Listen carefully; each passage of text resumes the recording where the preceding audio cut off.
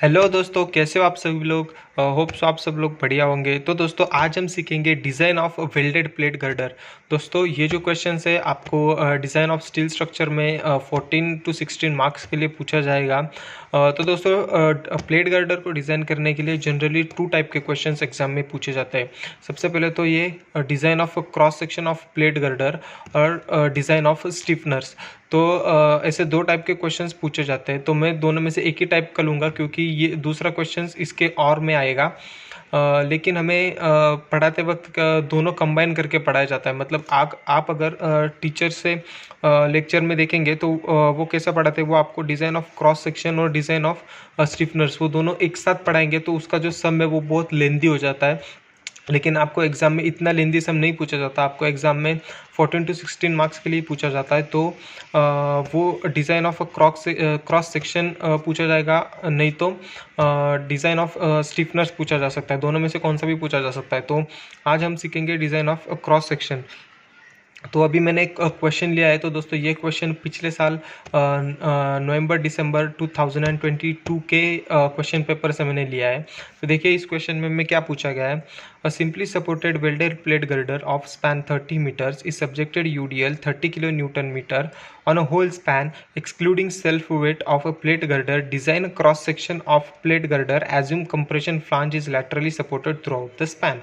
तो चलिए अभी हम इस क्वेश्चन को सॉल्व करते हैं। तो सबसे पहले तो हम क्या करेंगे, हम गिवन लिख लेते हैं। तो मैं यहाँ पे गिवन डाटा लिख लेता हूँ। तो हमें स्पैन कितना दिया गया है दोस्तों, देखिए स्पैन हमें 30 मीटर्स का दिया गया है। तो span is equal to 30 meters. उसके बाद यूडीएल हमें कितना दिया गया है दोस्तों, तो यूडीएल इज इक्वल टू हमें दिया गया है 30 किलो न्यूटन मीटर। ओके। तो अभी दोस्तों हमें क्या करना है, हमें फैक्टर्ड यूडीएल फाइंड आउट करना है। तो देखिए एक क्वेश्चन में हमें क्या पूछा है, excluding self weight of plate girder. तो प्लेट गर्डर का जो सेल्फ वेट रहेगा ना, तो उसको इसमें कंसिडर नहीं किया है ये यूडीएल में। तो हमें उसका सेल्फ वेट भी फाइंड आउट करना होगा और फिर दोनों को ऐड करके हमें टोटल यूडीएल को फाइंड आउट करना होगा। ओके। सो सबसे पहले तो हम फैक्टर्ड यूडीएल को फाइंड आउट करते हैं। तो factored UDL is equal to, so factor UDL के लिए हम क्या करेंगे, 30 किलो न्यूटन इंटू फैक्टर के लिए हम क्या करते हैं 1.5 से मल्टीप्लाई करते हैं। तो मैं इसको अगर 1.5 से मल्टीप्लाई करूंगा तो मेरा आंसर आएगा 40 kilo newton meter. Okay. Then उसके बाद हमें self weight of girder find out करना है, क्योंकि हमें सेल्फ वेट जो है वो एक्सक्लूडिंग दिया है। अगर इंक्लूडिंग दिया होता तो हमें फाइंड आउट करने की ज़रूरत नहीं पड़ती, लेकिन हमें एक्सक्लूडिंग दिया है तो हम इसको फाइंड आउट करते हैं। तो यहाँ पे देखिए मैं लिखता हूँ सेल्फ वेट ऑफ गर्डर, जिसको हम W1 एज्यूम करते हैं। तो जो हमें ये वेट दिया गया है ना, हमने जो फैक्टर यूडीएल अभी हमने फाइंड आउट किया, तो फैक्टर यूडीएल इनटू हमारा जो स्पैन था उससे मल्टीप्लाई करेंगे और डिवाइडेड बाय 200 करेंगे। तो अभी ये 200 कहाँ से आया, तो ये 200 दोस्तों कांस्टेंट रहता है, स्टैंडर्ड है।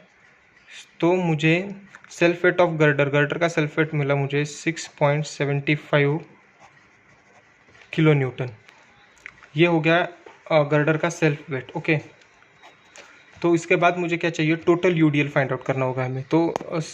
तो हम इन दोनों यूडीएल को हमें ऐड करना होगा। So total UDL will be ये 45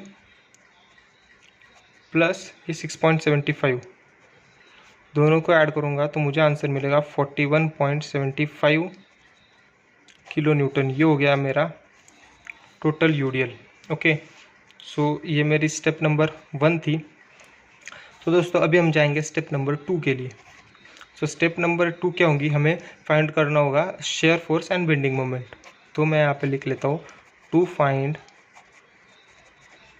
share force and bending moment. तो शेयर फोर्स जिसे हम V भी कंसिडर करते हैं, जिसे हम V बोलते हैं, तो उसका फॉर्मूला क्या होता है यूडीएल के लिए, WL/2, यही फॉर्मूला होता है ना। सो W अभी हमारा कितना आया, टोटल यूडीएल कितना आया 51.75। सो 51.75 इंटू L, स्पैन कितना था हमारा 30 मीटर, डिवाइडेड बाय 2। तो मुझे शेयर फोर्स की वैल्यू मिलेगी दोस्तों 776.25 किलो न्यूटन। देन उसके बाद हम जाएंगे बेंडिंग मोमेंट के लिए। So B M is equal to, bending moment का फॉर्मूला क्या होता है यूडीएल के लिए, WL²/8। तो 51.75 इंटू 30 का स्क्वायर डिवाइडेड बाय 8 करूँगा तो मुझे इसका आंसर मिलेगा दोस्तों 5821.87 किलो न्यूटन मीटर। ओके, तो ये हो गया हमारा बेंडिंग मोमेंट। तो ये तो हो गई हमारी 2 स्टेप्स। तो अभी हमें क्या करना है, अभी हमें थर्ड स्टेप के लिए जाना है दोस्तों। तो चलिए अभी हम थर्ड स्टेप के लिए जाते हैं। तो मेरी थर्ड स्टेप क्या रहेगी दोस्तों, मैं यहाँ पे लिख लेता हूँ। थर्ड स्टेप होगी हमें साइज ऑफ प्लेट गर्डर, हमें प्लेट गर्डर की साइज फाइंड आउट करनी होगी। तो size of plate girder. Okay, तो इसमें हमें बहुत सी चीज़ों को फाइंड आउट करना होता है, तो हम एक एक करके फाइंड आउट कर लेते हैं। तो सबसे पहले तो हमें appropriate depth of girder find out करनी है। हमें एप्रोप्रिएट डेप्थ ऑफ गर्डर, जिसे हम स्मॉल डी से डिनोट करेंगे दोस्तों। तो small D is equal to K into bracket में factored bending moment upon 250 bracket के ऊपर 0.33। तो ये फॉर्मूला रहता है दोस्तों, आपको ये फॉर्मूला याद करना होगा। तो इसके बाद अभी हमें के की वैल्यू चाहिए। तो दोस्तों के की वैल्यू जो है वो वेल्डेड प्लेट गर्डर के लिए 5 कांस्टेंट रहती है। ओके, आप ये बात ध्यान में रख लीजिए। और ये 250 भी कांस्टेंट रहता है ये। तो हम डायरेक्टली जो है वो डी को फाइंड आउट करते हैं। तो के 5 इंटू हमारा फैक्टर बी एम, मतलब हमारा बेंडिंग मोमेंट कितना आता है दोस्तों, 5821.87। तो चलिए 5821.87 अपॉन 250 ब्रैकेट क्लोज और ये 0.33। तो इसको अगर मैं कैल्स में डालूंगा तो मुझे डी की वैल्यू मिलेगी 14.2 मीटर। सो मैं इसको अगर एमएम में कन्वर्ट करना चाहूँगा तो एमएम में होगा ये मेरा 1412 mm, जिसको हम अप्रॉक्सीमेटली कर लेते हैं d is equal to 1500 mm। तो ये तो मिल गई मुझे एप्रोप्रिएट डेप्थ। ओके, तो अभी मुझे सेकंड चाहिए required area of plate girder. Required area of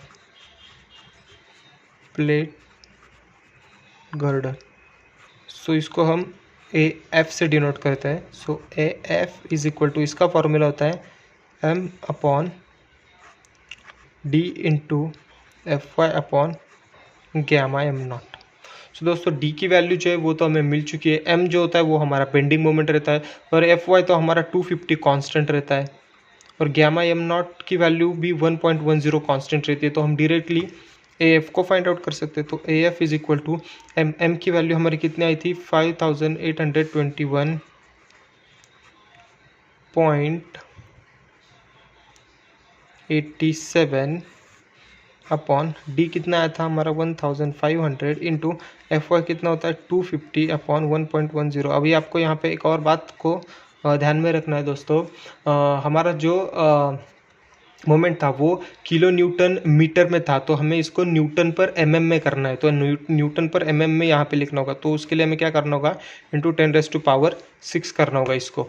okay, सो हमें ए एफ की वैल्यू डायरेक्टली मिल जाएगी जो कि होगी मेरी 17.07 इंटू 10⁻³ mm²। ओके, सो यहाँ तक तो हो गया। अभी हमें क्या करना है दोस्तों, हमें एक वैल्यू का एज्यूम करना है। तो हमें किसको एज्यूम करना है, तो मैं यहाँ पे थर्ड स्टेप लिख लेता हूँ। तो हमें assume thickness of flange, thickness of flange जिसे हम बी एफ से डिनोट करते हैं। ये हमने स्टील टेबल में पढ़ा है।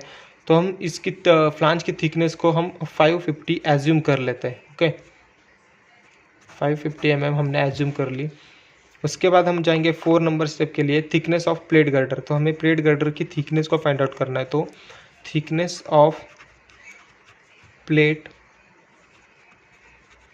गर्डर जो कि TF होता है, हमें TF को फाइंड आउट करना है। तो एरिया का फॉर्मूला क्या होता है दोस्तों, width into length, B into T, ऐसा इसका एरिया का फॉर्मूला रहता है। तो अगर हम इसको इसमें कन्वर्ट करें, अपने प्लेट गर्डर के मतलब फ्लांज और वेब के हिसाब से कन्वर्ट करें, सॉरी फ्लांज के हिसाब से अगर कन्वर्ट करें तो हमारा फॉर्मूला क्या हो जाएगा, BF into TF। So AF is equal to BF into TF, ये एरिया का फॉर्मूला रहता है। तो इससे हमें एरिया तो हमें ऑलरेडी मिल चुका है। सो BF भी हमें पता है, तो हमें सिर्फ TF को फाइंड आउट करना है। तो हमें क्या करना होगा, AF में सबसे पहले तो लिख लेते, तो AF 17.07 into 10⁻³ is equal to BF की वैल्यू कितनी आई थी मेरी, 550 इंटू TF। ओके, सो दोस्तों TF होगा मेरा, TF is equal to 17.07 into 10⁻³ divided by 550।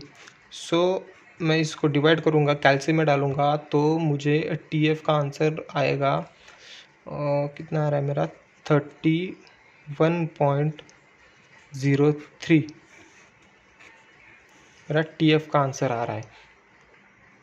दोस्तों मेरा TF का आंसर 31.03 आ रहा था। तो मैं क्या कर लेता हूँ, मैं TF को 30 इसको कंसिडर कर लेता हूँ 32 mm। हमारा आंसर आया था 31.03, हम इसको कंसिडर करते हैं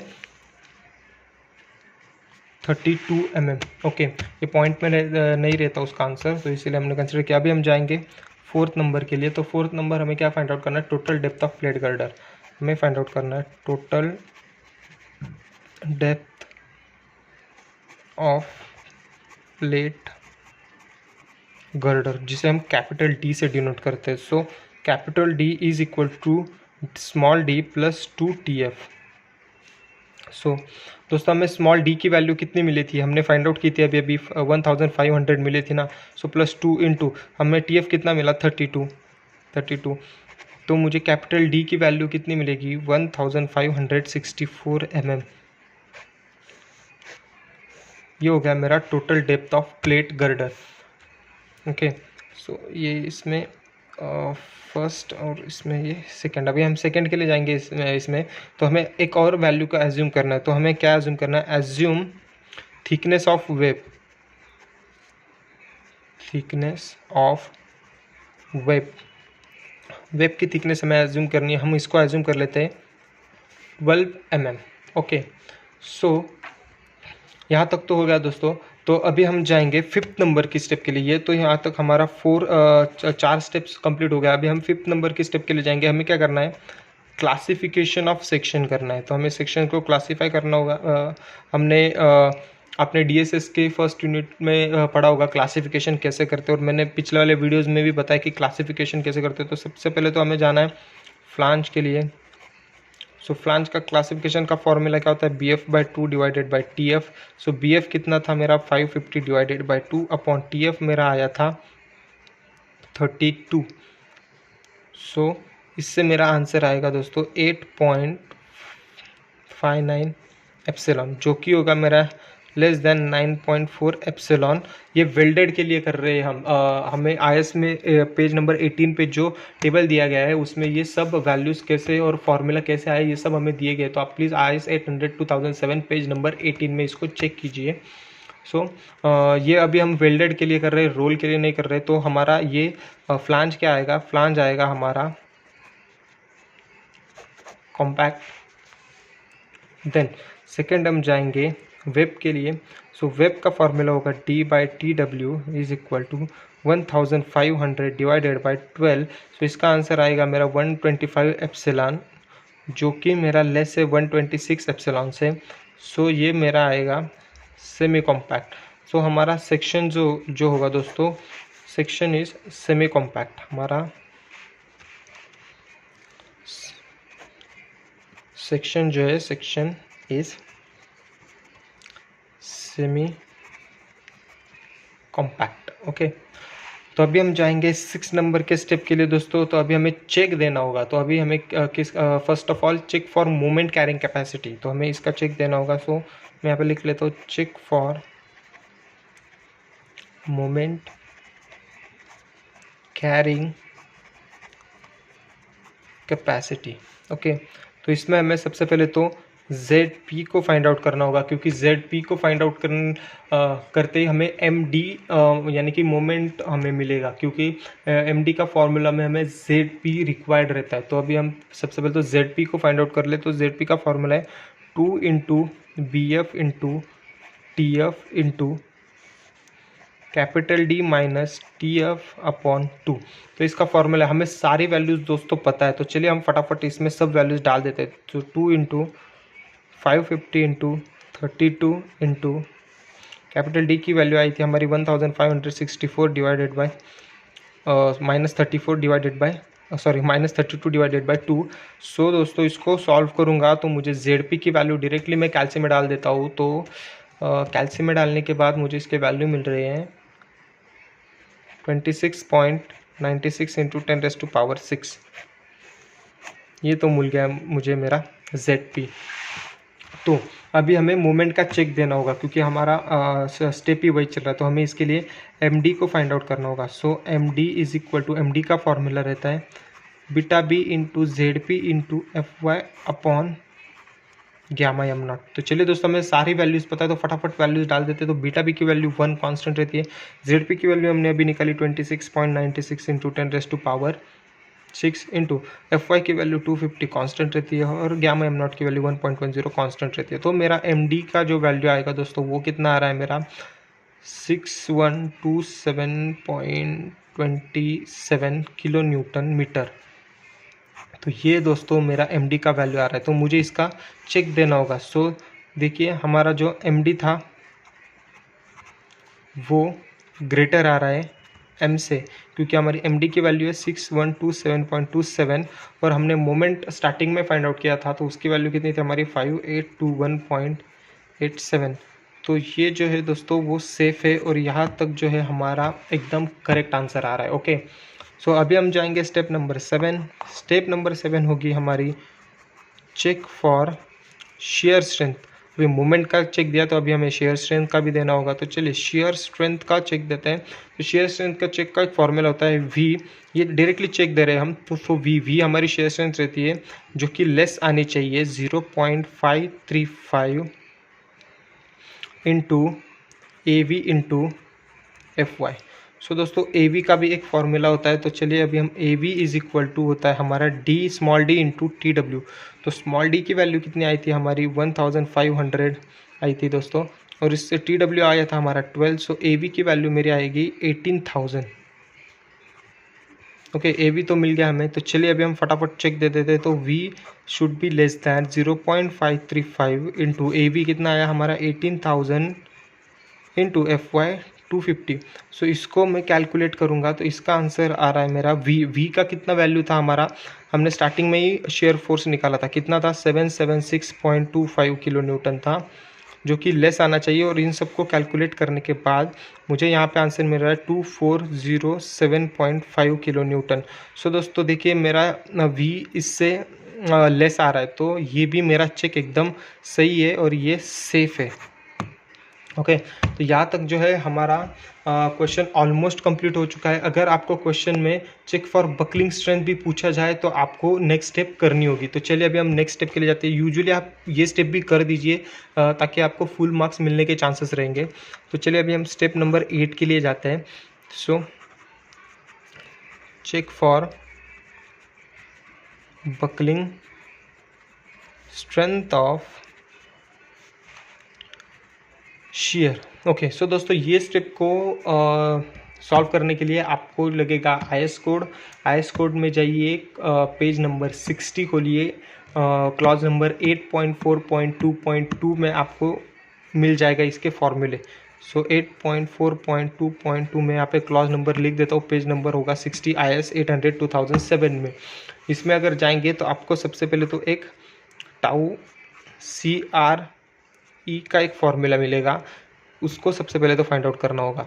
तो इसका फॉर्मूला होता है के वी इंटू पाया स्क्वायर इंटू ई upon 12 into 1 minus mu square bracket में डी बाय टी डब्ल्यू का स्क्वायर। सो हमें ये सब चीज़ें जो है वो रिक्वायर्ड रहेगी। तो दोस्तों उसी पेज पे आपको के वी की वैल्यू भी मिल जाएगी। के वी की वैल्यू 0.53 पेज नंबर 60 पे ही आपको मिल जाएगी, और म्यू की वैल्यू भी आपको वही मिलेगी 0.3। ये दो वैल्यू आपको मिल चुके हैं। अभी हमें सारी वैल्यूज़ पता है, तो चलिए फटाफट इसमें वैल्यूज़ पुट आउट कर लेते हैं और आंसर फाइंड आउट कर लेते हैं। सो के बी था 0.53 इंटू पाया स्क्वायर इंटू ई की वैल्यू क्या रहती है दोस्तों, 2 इंटू 10⁵ ये मैंने पिछले बार भी बताया था, कांस्टेंट वैल्यू रहती है। देन 12 इंटू 1 माइनस 0.3 का स्क्वायर इंटू डी की वैल्यू थी 1500 डिवाइडेड बाय टी डब्ल्यू था 12 का स्क्वायर। इस सब को सॉल्व करूँगा तो मुझे tau C B tau C B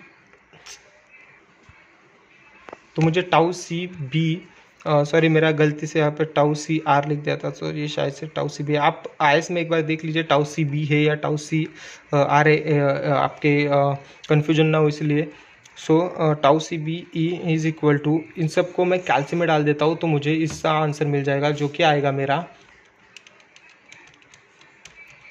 okay, सो कैल्सी में डालने के बाद मुझे मेरा आंसर मिल रहा है 6.12। ओके, तो अभी हमें नेक्स्ट फार्मूला के लिए जाना है दोस्तों। तो नेक्स्ट फार्मूला हमारा क्या रहेगा, आप उसी पेज पे एक बार चेक कर लीजिए, आपको उसी पेज पे ये वाला फार्मूला भी मिल जाएगा जो मैं अभी यहाँ पे लिखूँगा। तो सेकंड वाला फार्मूला रहेगा दोस्तों हमारा ये वाला, अभी जो मैं लिख रहा हूँ। So under root of F Y upon under root 3 into tau C R B, जो भी था हमने अभी फाइंड आउट किया। आईएस में एक बार चाहिए तो मैं एक बार आईएस देख लेता हूँ, इसमें हमें कंफर्म हो जाएगा। ओके दोस्तों, तो इसका टाउ सी आर ई रहेगा, इसका टाउ सी आर ई रहता है। सो मैं यहाँ पे भी लिख लेता हूँ tau C R E and tau C R E. Okay, मुझे इसके लिए आईएस भी देखना पड़ा, तो मैंने आईएस में देख के आपको ये कंफर्म कर दिया है, आपको देखने की ज़रूरत ना पड़े इसलिए। सो ओके, तो मैं इसकी वैल्यूज जो है, हमारे पास सारी वैल्यूज है, तो मैं पुट आउट कर लेता हूँ। So 250 divided by under root of 3 into, इसकी वैल्यू हमारी 6.12 आई थी अभी। तो अगर मैं इसको सॉल्व करूँगा, कैल्सी में डालूँगा, तो मुझे मेरा आंसर मिलेगा 4.85। सो दोस्तों ये जो मेरा आंसर है वो लेस देन 1.2 आ रहा है। आप आईएस में पेज नंबर 60 पे ही देखिए, वहाँ पे ही आपको दिया होगा कि अगर 4.85 से आपका आंसर 1.2 से अगर आपका आंसर ज़्यादा बड़ा आ रहा है तो आपको कौन सा वाला फार्मूला यूज़ करना है और कौन सा वाला फार्मूला नहीं यूज़ करना। तो मेरा 4.85 आ रहा है, सो विल यूज़, हमें टाउ बी के लिए ये वाला फार्मूला यूज़ करना होगा, एफ वाई अपॉन 3। हमें ये वाला फार्मूला यूज़ करना होगा दोस्तों, क्योंकि अगर आपका वैल्यू 1.2 से कम रहता है तो आपको दूसरा फार्मूला यूज़ करना होता है। तो दूसरा कौन सा फार्मूला रहता है वो आपको आईएस में दिया गया है, आप एक बार प्लीज़ आईएस चेक कीजिए, आपको वहाँ पे फार्मूला मिल जाएगा। तो अभी मैं इस फार्मूले में मेरी सारी वैल्यू जो है वो डाल देता हूँ। So 250 upon the root of 3 into 4.85 का स्क्वायर। सो दोस्तों मेरी टाउ बी की जो वैल्यू वो आ गई है 6.30।